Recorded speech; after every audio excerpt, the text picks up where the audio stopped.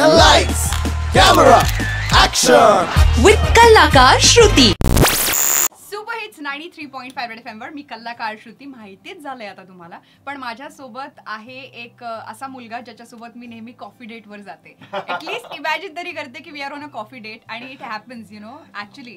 वर्षानुवर्षाचं ही कंटिन्युटी आहे की आम्ही प्लॅन करतो पण ते कधीही सक्सेसफुल झालेलं नाहीये. अल्टिमेटली आपण इथे बसून कॉफी पितो. एक्झॅक्टली. यावेळेस ती पण नाही मिळालेली मला. अरे ती का मिळाली नाही जरा सांगशील का? तू नंतर प्लॅन केलं. तुला उशीर झाला थोडा म्हणून. अच्छा, मला थोडा उशीर झाला आज, तर म्हणून मग ती म्हणाली आपण कॉफी नंतर पिऊ, आपण आधी इंटरव्ह्यू करू. एक मिनिट, रात्री 2 वाजता जर एखादा माणूस यु नो कोणाला तरी उठून म्हणू शकतो चल आपण जिम करूयात, आणि म्हणजे तो कोणी दुसरा नसूच शकतो, तो भूषण प्रधान असू शकतो. लुक एट हिज बॉडी यार, म्हणजे he is so perfect. Of course I am talking about Bhushan Pradhan. So Bhushan आज त्यामुळेच उशिरा आला कारण तो वर्कआउट करायला गेला होता. वेल, तर शिमगा नावाची फिल्म येते आहे आणि या होळीला ही फिल्म रिलीज होती आहे 15 मार्चला. अरे शोर मच गया शोर, दुर्वाडीचा तात्या कोंबडी चोर.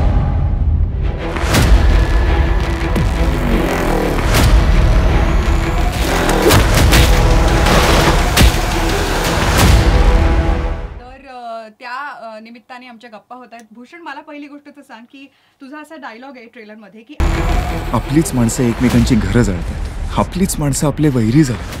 तर असं रिअल लाईफ मध्ये तुला कधी असं अनुभवलं असेल तर तुझा असा काही एक्सपिरियन्स आहे? पण मला असं रादर वाटतं हे एक्सपिरियन्सेस जे येतात तेच आपल्याला घडवतात, तेच आपल्याला खूप स्ट्रॉंग बनवतात आणि त्यातनं आपण शिकायचं असतं. म्हणून आज अशा गोष्टी घडल्यानंतर मी त्या खूप चांगल्या पद्धतीने हँडल करू शकतो. पण आलेत इन्स्टन्सेस, बरेचसे आलेत, अजूनही येतात. आता फक्त असं नाही झालं की वैरी बनत नाहीत कोणी, पण आपल्याला ते हँडल कसं करायचं हे कळतं. मला माहिती कुठे किती रिॲक्ट व्हायचं, कुठे नाही रिॲक्ट व्हायचं. तो लगाम ज्या क्षणी तुम्ही दुसऱ्याच्या हातात देता तेव्हा होतं की they can ruin your mood. ते अपसेट झाले किंवा ते तुमच्याशी रुडली बोलले, तुम्ही अफेक्ट होणार. ते होऊच द्यायचं नाही. खुद का लगाम खुद के हात में रखो, स्टे इन कंट्रोल. आणि मला असं वाटतं म्हणूनच आपण म्हणतो की लोक काय म्हणतात ह्याचा जर विचार करायला लागला तर आपण कधीच आपली प्रगती होऊ शकत नाही. आणि भूषण किती स्वतःला कंट्रोल करतो ना, ह्याचा अनुभव मला अगदी त्याच्या पहिल्या भेटीच्या वेळेसच झाला होता. की एक जो कोणी producer director, we don't want to name, पण मला बघितलंय मी त्यावेळेस काय patiently you handled that situation. And I felt really bad. There was one, but Shruti, hats off to you also, की तू ज्या पद्धतीने ते हँडल केलं होतंस. I felt really bad. काही आर्ग्युमेंट्स झाले होते and which shouldn't have happened. आणि she was literally with moist eyes and I saw her crying and I felt really crying नाही, पण she was almost on the verge of crying, but it was really bad. आणि I apologized, I called you and apologized on his behalf, but at the same time me appreciate केलं की ही situation कशी handle केली. But again जसं मी म्हटलं की हेच आपल्याला शिकवतात की बाबा रे असे एक्सपिरियन्सेस येतात, हे कसे हँडल करायचे.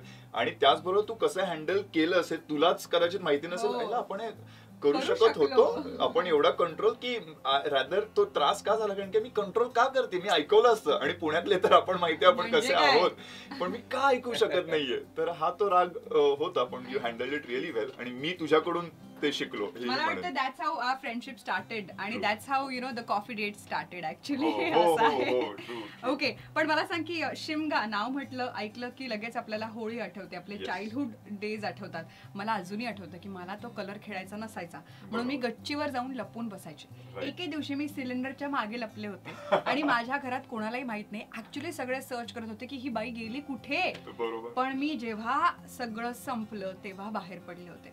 सो मला सांग की तुझ्या बाबतीत कलर्सच्या बाबतीत असं काही असायचं का की तुला होळी खेळायला आवडायची, नाही आवडायची, कोणाच्या नावाने बोंबा मारायचास का? खूप आवडायचं. रादर जसं ना शिमगा वेगळ्या पद्धतीने साजरा केला जातो, होळी वेगळी, रंगपंचमी वेगळी. जे आपल्याकडे बऱ्याच जण, काही जण होळी, जसं हिंदीमध्ये होळी म्हटलं की इट इज अबाउट कलर्स, आपल्याकडे तसं नाही. होळी म्हटल्यानंतर होम आणि रंगपंचमी धुळवड दुसऱ्या दिवशी, ते जसं असं. पण मला खूप जास्त रंग खेळायला आवडायचं. पण आई लहानपणापासून की नाही उगाच जे एक जसे केमिकलवाले रंग यायला लागले तर आई आम्हाला ते खेळू द्यायची नाही. तर घरीच मग काही फळांचे असो किंवा म्हणजे बीटरूट वगैरे असेल तर त्याचा लाल रंग येतो, किंवा कुंकू, हळद, ह्याचं पाणी हे करून द्यायची आणि खेळा. दादा आणि मी एकमेकांवरती पाणी उडवत असायचं, एवढंच अशी होळी असायची, पण मजा यायची. आणि मला सांग की तू ह्या फिल्मला हो म्हणायचं कारण काय होतं? तुझ्याकडे जेव्हा ही स्क्रिप्ट आली किंवा कॉल आला असेल किंवा ऑडिशन झालं असेल तर त्याची प्रोसिजर कशी झाली? येस, मला नरेशन सगळ्यात जे निलेश सरांनी दिलं ते इतकं क्लिअर होतं. त्यांची आयडियली फर्स्ट फिल्म, पण त्यांना जर तू आता सुद्धा नरेशन द्यायला सांगितलंस तर ते नरेशन ऐकल्यानंतर त्यांचं विजन कळतं, त्यांचं नॉलेज कळतं. जरी फर्स्ट फिल्म असली तरी जवळजवळ 2-3 वर्ष ते सगळे फिल्म्स बघून मग मला कोणता अँगल पाहिजे, मी कोणत्या स्टाईल, एवढं डिटेल नरेशन किंवा rather first time film maker जर नॉलेज तेवढं नसेल ना तसं नरेशन देत नाही. So by the end of it I was sure I want to do it. कारण की एक तर माझा जन्म सुद्धा कोकणातला आहे, म्हणजे गोरेगावचा आहे. गोरेगाव रायगडमध्ये पण गोरेगाव आहे आणि मला खूप जास्त कनेक्ट आहे गावांबद्दलचा. आयडियली शहरांबद्दलचं तेवढं नाही, जे बघून सगळ्यांना वाटतं. माझ्याकडे रोल्स पण बऱ्याच वेळेला येतात युएस रिटर्न, युएस, ते युएस मी पाहिलेलं पण नाहीये, पण रॅदर गावात मी खूप जास्त खेळतो. म्हणजे गाव रिलेटेड आलं किंवा असं की मी खूप जास्त कम्फर्टेबल असतो. आणि त्याचबरोबर याच्यात एक गिमिक आहे which was very challenging for me, जे मी सध्या मुद्दाम सोशल मीडियावरती डबल डेनिम्स चालू आहे की दे समथिंग डबल, ते फिल्ममध्ये ते एक मुद्दाम ठेवलेलं आहे surprise element. So there something double in the film जे तुम्हाला बघितल्यावर नक्कीच आवडेल. And that was a challenge for me. So for this I went ahead with the film. Okay. Santosh जोवेकरने किस्सा सांगितला होता की त्यांच्या कॉलेज जेव्हा केव्हा होळी असायची तेव्हा जे लोक त्याला बोलतात किंवा त्या लोकांचे कपडे तो त्या होळीमध्ये जाळायचा. अरे बापरे. हा, असं गपचूप आणून ते जाळायचा. सो असे किस्से संत्या तूच करू शकतोस. पण मला सांग, तू असे काही किडे कधी केले नाहीस?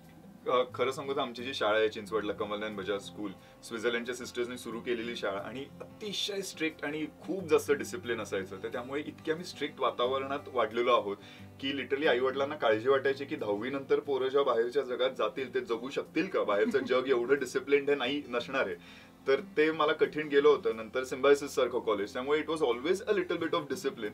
पण अशा गोष्टी त्यामुळे घडल्या नाहीत. आणि त्यातून आई शिक्षिका, त्यामुळे जरा जरी असं काही कुठे काही केलं तर घरी मारच पडायचं. म्हणजे मी खूप मार खाल्लाय आईचा, फटके खाल्लेले. आणि फटक्यांपेक्षा आईचे ना टीचर असल्यामुळे तो आवाज आणि नजर अशी असायची की त्या ह्यानेच सॉरी असं व्हायचं. त्यामुळे yes, I was not a notorious child for sure. Okay. आणि मला सांग की ट्रेलर मध्ये दिसतं की हक्क मिळवण्यासाठी म्हणून तो असा फुल मारामारी तुझी आहे किंवा एक साधारणतः एक छोटासा झगडा त्यात दिसतोय. तर मला सांग की तू असं कधी कुठली मारामारी कॉलेजमध्ये असताना केली होती का? कुठल्या हक्कासाठी केली होतीस का? एकदाच कॉलेजमध्ये मारामारी झाली होती जी इतकी छोटी आहे आणि तो विषय सुद्धा इतका हे होता. पण इट वॉज, आम्हाला अटेंडन्स द्यायला मला सांगितलं होतं. अटेंडन्स घेण्यासाठी माझ्याकडे शीट असायचं आणि त्यावेळेला कॉलेजमध्ये सिम्बायसिसमध्ये असं होतं 75% मिनिमम अटेंडन्स. त्यामुळे आम्हाला बंक करायचं असायचं. त्यामुळे 75 तर आपलं काठावरचं झालं पाहिजे ह्याची प्रत्येक जण काळजी घ्यायचं. आणि 11वीतली पोरं किती स्ट्रिक्ट खरंच असणार आहे हे माहिती नव्हतं. तर असं attendance, I was a very honest person की अटेंडन्स जे असतील त्यांचं स्टिक करायचं असं केलं. आणि एक मित्र होता जो म्हणाला मी काल होतो आणि माझा अटेंडन्स नाहीये इकडे, मागतो शीट बघितली माझ्याकडची आणि मला ऍबसेंट का मार्क केले, मी होतो. तर म्हटलं ठीक आहे आपण मॅमशी बोलू आणि करू, एवढंच. म्हटलं मॅम भेटतील. त्याच्यावरनं तो खूप जास्त अग्रेसिव्ह झाला आणि मारामारी, नखं ओरबडलं वगैरे असं सगळं. आणि त्याच्यात आमची थोडीशी हुज्जत झाली. लगेच आम्ही प्रिन्सिपलकडे गेलो होतो, त्यांनी शांत केलं वगैरे असं. पण that was the only fight. पण बाकी मला खरंच आठवत नाहीये की कधी अशी मारामारी झालीये कोणाबरोबर. करावी नाही लागली. क्या बात आहे. पण खरंच म्हणजे जसं 2 गोष्टी, मला डोळा मारता येत नाही. शिट्टी तरी आता बऱ्यापैकी थोडीफार यायला लागली. तर डोळा मारून म्हटलं कधी गरजच पडली नाही डोळा मारायची वगैरे. तर अशा गोष्टी इमोजीस तरी वापरतोस ना? हो, इमोजीस खूप वापरतो. इमोजीस सगळे आजकाल ते व्हॉट्सअप वरती खूप इमोटिकॉन्स वापरणं. हा, एक्झॅक्टली. आता तर जिफीज वगैरे वापरून सुद्धा इमोट करायला होतं. पण नाही, डोळा नाही. मी इतका फनी डोळा मारतो. इट इज लाईक खूप प्रयत्न केला पण नाहीच येत. तुला येतो? दाखव. खूप आधीपासून.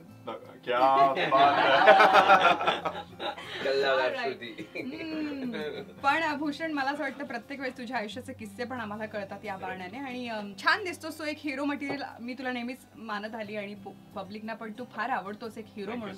त्यामुळे तुला ह्या फिल्मसाठी खूप खूप शुभेच्छा आणि thank you so much for revealing so many interesting किस्साज ऑफ युअर लाईफ. थँक्यू. पण लेट्स नॉट फॉरगेट की 15 मार्चला आमची फिल्म रिलीज होते. ती प्लीज जाऊन थिएटर्स मध्ये बघा. तुम्हाला फिल्म नक्की आवडेल. Will thoroughly enjoy the film. त्यामुळे नक्कीच बघा शिमगा. 9 3.5 बजाते रहो.